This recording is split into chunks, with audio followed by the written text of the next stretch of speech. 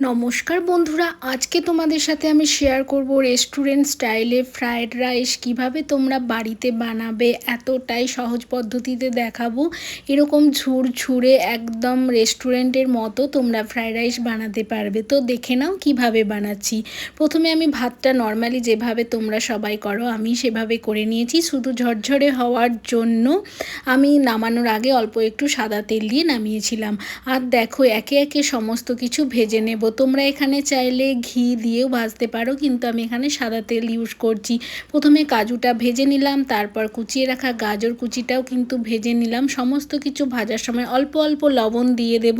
এরপর ক্যাপসিকামও ভাজা রেডি। এরপর দেখো পনির ভাজছি।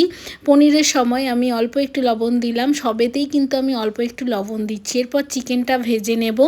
দেখো চিকেনটা কিন্তু একটু ভালোভাবে ভেজে নিতে হবে যাতে নরম হয়ে যায়। এরপর চিংড়ি মাছটাও আমি ভেজে নিচ্ছি। যেহেতু চিংড়ি মাছটা একটু বড় ছিল তাই জন্য মাঝখান থেকে কেটে দিয়েছি।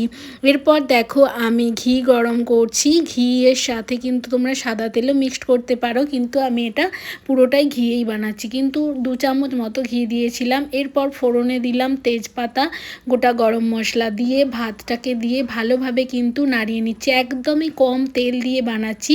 আর যে সমস্ত সবজিগুলো ভেজে রেখেছিলাম ওই ফ্রায়েড রাইসের ভাতের সাথে কিন্তু মিক্সড করে দিলাম।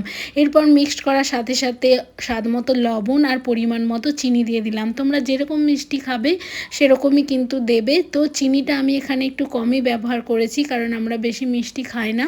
তোমরা চাইলে তোমাদের মতো করে চিনিটা ইউজ করবে। তো দেখো এরপর হালকাভাবে নাড়িয়ে নিলেই 5 থেকে 10 মিনিট মতো কড়াইতে নেড়ে নেবে, তাহলেই কিন্তু রেডি হয়ে যাবে এইরকম ঝরঝরে মিক্সড ফ্রায়েড রাইস। আমার কিন্তু এই মিক্সড ফ্রায়েড রাইসটা খুবই পছন্দের, একদম রেস্টুরেন্টের মতোই খেতে লাগবে। আর সাথে যদি থাকে অল্প একটু চিলি চিকেন তাহলেই কিন্তু একদম পারফেক্ট কম্বো হয়ে যাবে।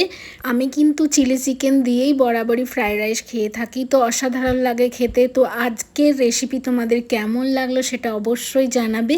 আর যদি ভিডিওটা দেখে ভালো লাগে তোমাদের, অবশ্যই আমার চ্যানেলটাকে লাইক আর সাবস্ক্রাইব করে আমার চ্যানেলের পাশে থাকবে। দেখা হবে তোমাদের সাথে নেক্সট ভিডিওতে। ততক্ষণের জন্য টাটা, বাই বাই।